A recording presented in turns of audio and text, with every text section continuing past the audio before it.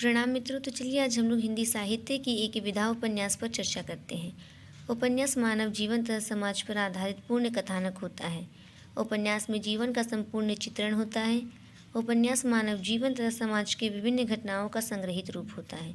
अर्थात उपन्यास में किसी भी व्यक्ति के संपूर्ण जीवन को चित्रित किया जाता है। हिंदी उपन्यास साहित्य को 3 भागों में इस प्रकार विभाजित किया गया है। जैसा कि हमें पता है कि मुंशी प्रेमचंद जी को उपन्यास सम्राट की उपाधि दी गई है, इसीलिए मुंशी प्रेमचंद जी को ही आधार बना करके हिंदी उपन्यास को 3 भागों में विभाजित किया गया है। पहला है प्रेमचंद के पूर्व उपन्यास साहित्य। इसके अंतर्गत प्रेमचंद जी से पहले जितने भी उपन्यास लिखे गए हैं वो आते हैं। प्रेमचंद युगीन उपन्यास साहित्य, अर्थात जिस युग में प्रेमचंद जी उपन्यास लिख रहे थे उस समय के जितने भी उपन्यास हैं वह इसके अंतर्गत आते हैं। और तीसरा है प्रेमचंदोत्तर उपन्यास साहित्य, अर्थात प्रेमचंद जी के बाद जितने उपन्यास लिखे गए हैं वे इसके अंतर्गत आते हैं। रानी केतकी की कहानी को हिंदी का सर्वप्रथम उपन्यास माना जाता है और इसके रचयिता इंशाअल्लाह खां जी हैं। आचार्य रामचंद्र शुक्ल जी कथा वस्तु और वर्णन प्रणाली की दृष्टि से लाला श्रीनिवास दास रचित परीक्षा गुरु को हिंदी का सर्वप्रथम मौलिक उपन्यास मानते हैं। श्री देवकीनंदन खत्री जी ने चंद्रकांता उपन्यास की रचना की, जो उनकी प्रसिद्धि का कारण बनी।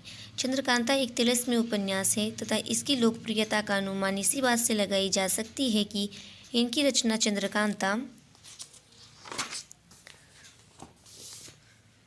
को पढ़ने के लिए लोगों ने हिंदी भाषा सीखी, अर्थात जो हिंदी भाषी नहीं थे उन्होंने केवल चंद्रकांता को पढ़ने के लिए हिंदी भाषा सीखी और चंद्रकांता को पढ़ा।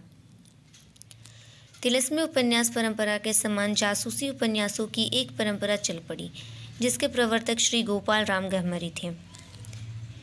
इसी काल के दूसरे मौलिक उपन्यासकार पंडित किशोरीलाल गोस्वामी हैं। उन्होंने ऐतिहासिक, सामाजिक और जासूसी उपन्यासों की रचना की। सामाजिक उपन्यासों में तो गोस्वामी को कुछ सफलता भी मिली, किंतु उनके ऐतिहासिक उपन्यास सर्वथा असफल रहे। पाश्चात्य विद्वान श्री हडसन ने उपन्यास कला का तात्विक विवेचन करते हुए और उपन्यास की रचना के आधारभूत मूल तत्वों का निरूपण करते हुए कथा वस्तु, चरित्र चित्रण, कथोपकथन, देश काल, भाषा शैली और उद्देश्य को उपन्यास के मूल तत्व माने हैं। कथा वस्तु उपन्यास का मूल आधार है। बिना कथा के कोई उपन्यास चल ही नहीं सकता।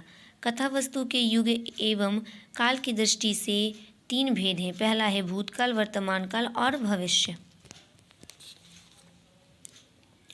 पहला है भूतकाल। भूतकाल की कथा वस्तु पर आधारित 2 प्रकार के उपन्यास होते हैं, पहला ऐतिहासिक और दूसरा पौराणिक। वर्तमान काल को आधार बनाकर आमतौर पर उपन्यास लिखे ही जाते हैं।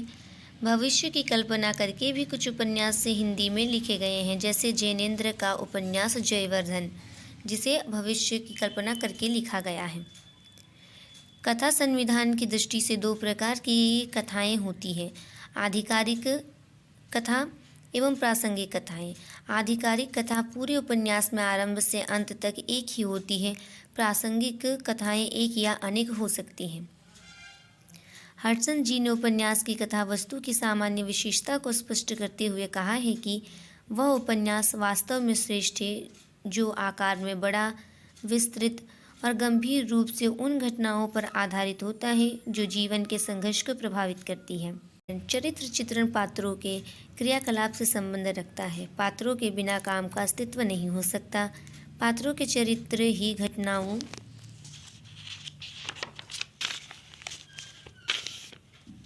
घटनाओं में तथा उससे संबंधित अन्य पात्रों के संबंध सूत्रों का निर्माण करते हैं। इस प्रकार उपन्यास में आने वाले हर पात्र की अपनी चारित्रिक विशेषताएं होती हैं। कथोपकथन यह उपन्यास के स्वरूप गठन में मुख्यतः 4 काम करता है। सर्वप्रथम कथा वस्तु को आगे बढ़ाता है, पात्रों की चारित्रिक विशेषताओं और आपसी संबंधों को स्पष्ट करता है, घटनाओं में श्रृंखला तथा संबंध स्थापित करता है, उपन्यास के उद्देश्य को स्पष्ट करता है। पात्रों के आपसी कथोपकथन के द्वारा ही पाठक पात्रों के मनोभावों और उनके अलग अलग स्वभावों से परिचित होता है।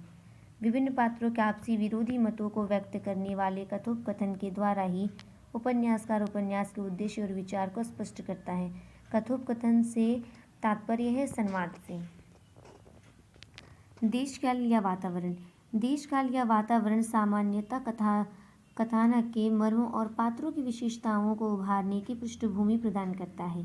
काल, स्थान तथा समय की परिस्थितियों का पात्र पर कैसा प्रभाव पड़ता है, इस दृष्टि से उनके 3 भेद किए जा सकते हैं। पहला, सामाजिक, प्राकृतिक एवं ऐतिहासिक। सामाजिक, इसके अंतर्गत लेखक सामाजिक स्थिति, रीति रिवाज, वेशभूषा, पात्रों का जीवनगत स्तर, उनकी शिक्षा, संस्कृति आदि का चित्रण करता है। प्राकृतिक के अंतर्गत इसके अंतर्गत लेखक पात्रों के परिवेश तथा संदर्भ में पात्रों की मनोदशा का भावात्मक स्वरूप प्रस्तुत करता है और उसे अधिक मार्मिकता प्रदान करता है। ऐतिहासिक, इसका उपयोग ऐतिहासिक उपन्यासों में किया जाता है।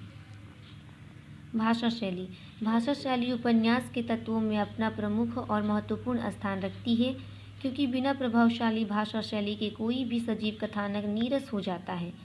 भाषा कथा और उसके पात्रों को वाणी प्रदान करती है, तो शैली उस वाणी में अभिप्राय।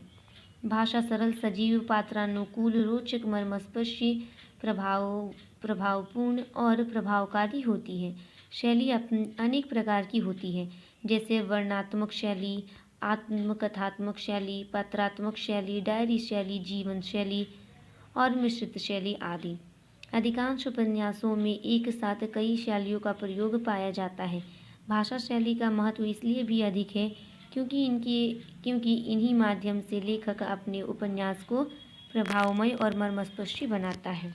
डॉक्टर प्रताप नारायण टंडन ने कहा है कि आज उपन्यास को केवल एक मनोरंजन के साधन के रूप में ही पाठक नहीं ग्रहण और स्वीकार करना चाहता है, वे एक प्रखर और स्पष्ट जीवन दर्शन की मांग करते हैं।